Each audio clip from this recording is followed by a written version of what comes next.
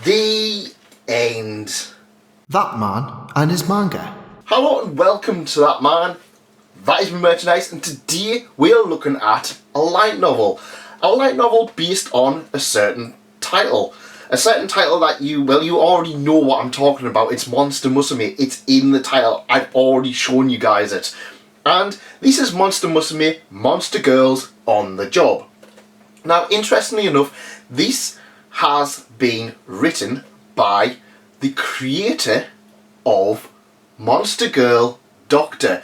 So we are getting a combination of Monster Musume and Monster Girl Doctor. A match made in, well, Monster Girl heaven, I suppose.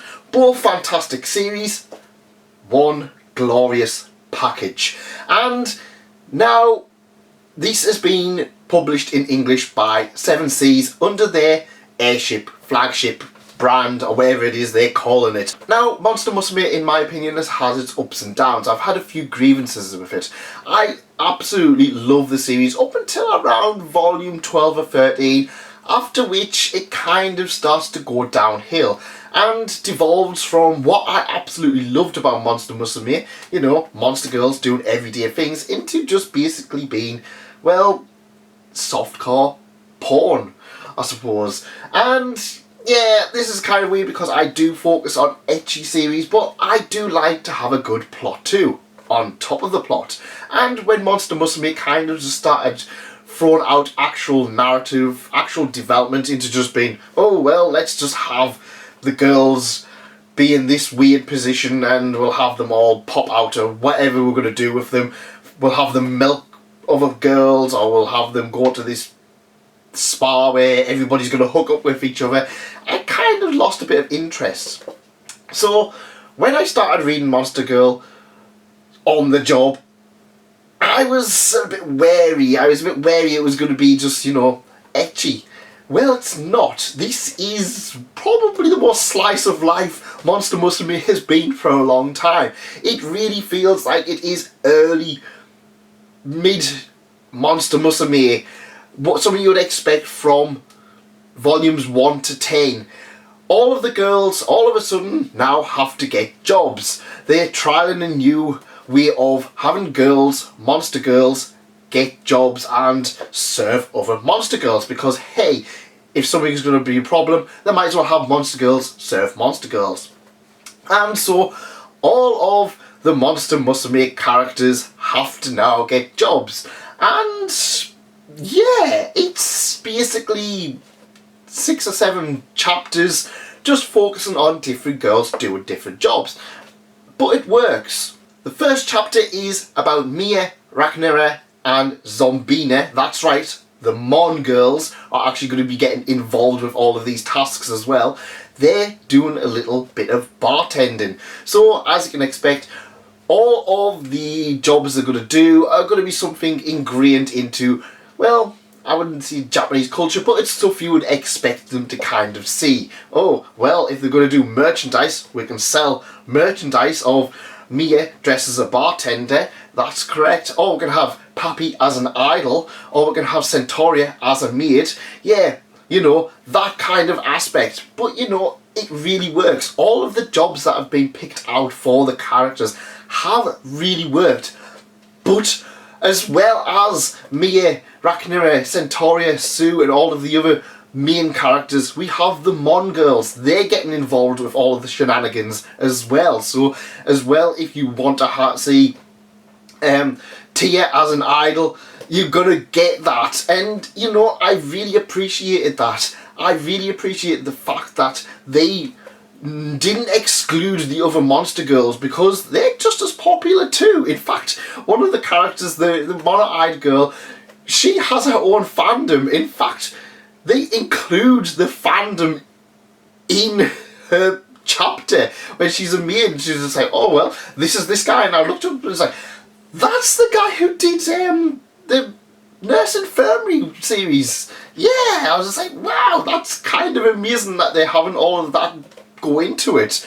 But that's not all. All of the other side characters, you know, the Pulse, the Kobold, the Draken Nest girl, Lilith, the little demon girl, they all get involved. They actually have their own little story where they're dealers in a casino because for some reason monster girls are going to make their own casino, and it's just so stupid it works. And that's not all. We actually have other characters get involved. We have Rhaenyra's family get involved because it's some way to kind of bridge that gap to get back into Rhaenyra's life, and it actually works quite well.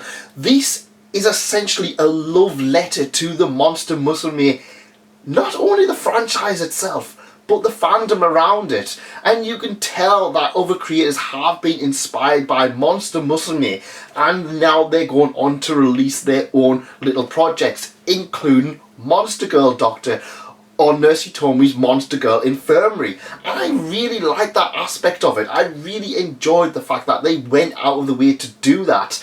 Now, this is a light novel and it's focusing more on the jobs. So like I said, we have them as a dealer, like a blackjack dealer or a casino dealer. We have them as an idol. We have them as a bartender. We have them as a nurse. We have them all in these specific roles, but they all work incredibly well for the characters they've been designed about. Every single character actually gets their own time to shine. I mean, this is less than 200 pages, but I feel like there's been more character development in this volume for every single Monster Girl character than there actually has been in the last few volumes of the series. Now, don't get me wrong, I do still love the series, but I'm kind of sad that this is probably the best thing to come out of the series in a long time. But it reminded me of how much I love the series. For example, we have a callback to the probably the most popular chapter in the series, with Lala being a nurse. She meets her own old friend who, well, let's face it, you guys know the story if you've been catching up with the series. They meet again and it's really nice, and we once again have a really fantastic development for Lala about death, eternity, and what it means to be essentially the Grim Reaper in this world where, well, the protagonist doesn't even get hurt at all. But like I said, we get massive development for other characters. We get combinations of characters that we wouldn't normally see. While there is one or two characters that I feel kind of get the short end of the stick. Sue, for example, she's kind of just her playful self. She doesn't really get a huge time to shine. Zombina is another one where she has a little small joke at the beginning. But, you know, it's still more than I feel like they've gotten in the actual main series as of late. And I feel that this is an absolutely essential read if you love Monster Girl series, or if you just love Monster Musume and you want to have that feeling of the series at the beginning. I'm going to give this series a recommendation to people who love Monster Girls. And if you love Monster Musume, this is essential reading in my opinion. It is absolutely one of the best things. Also, if you do like Monster Musume, go check out the other series. Go check out Monster Girl Doctor. That one is also a fantastic read. It's one I really want to cover again, and because, like I said, it's obviously inspired by Monster Girl Musume, but it does do a lot of great things with its content. Monster Musume, Monster Girls on the Job is essential reading for Monster Girl fans. But that's just my opinion. Let me know what you guys think in the comments. If you did enjoy this, leave a like and consider subscribing, and I will see you for another Monster Girl series in the next few days. Goodbye.